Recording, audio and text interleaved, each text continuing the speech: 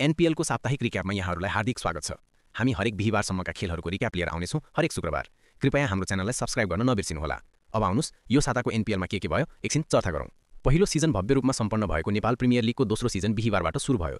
उद्घाटन खेलमा भिडे डिफेन्डिङ च्याम्पियन जनकपुर बोल्ट्स र काठमाडौँ गोर्खाज। निकै ठूलो फ्यान फलोइङ रहेको जनकपुर बोल्ट्सको अगाडि सबैभन्दा कम फ्यान फलोइङ भएको काठमाडौँको टोली निरीह देखियो। उता अघिल्लो सिजनको अर्को फाइनलिस्ट सुदूरपश्चिम रोयल्सले काठमाडौँ गोर्खाजलाई हराउँदा केही रेकर्डहरू पनि बने।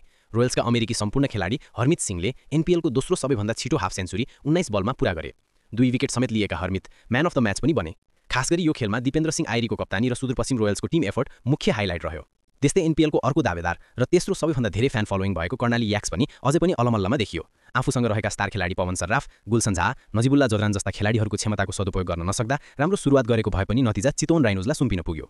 चितवन राइनोजले आफ्नो दोस्रो खेलमा लुम्बिनी लायन्ससँग हार बेहोरेको छ। गएको सिजन एक खेल मात्र जितेर टेबलको पुछारमा रहेको लुम्बिनीले यसपालि भने जितसँगै आफ्नो अभियान सुरु गरेको छ र आफ्ना समर्थकलाई केही हौसला पनि दिएको छ।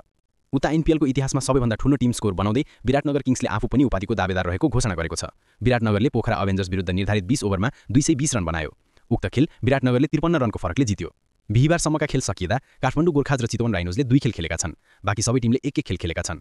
मात्र एक खेल खेलेको विराटनगर किङ्स रन रेटको आधारमा लिगको सबभन्दा माथिल्लो स्थानमा रहेको छ। प्रतियोगिताको माहौल तात्दै गएसँगै अम्पायरका केही निर्णयहरू विवादास्पद बनेका छन्। सुदूरपश्चिम रोयल्स र काठमाडौँ गोर्खाज बीचको खेलमा कर्ण केसीले फ्याँकेको बलमा भित्रबाट एज लागेर जोस ब्राउनको प्याडमा लागेको थियो, तर अम्पायरले त्यसलाई आउट भनेर फैसला गरे।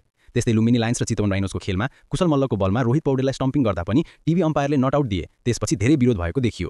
हाम्रो यो एपिसोड कस्तो लाग्यो? के सुधार्नुपर्छ? कृपया तल कमेन्ट गर्नुहोला।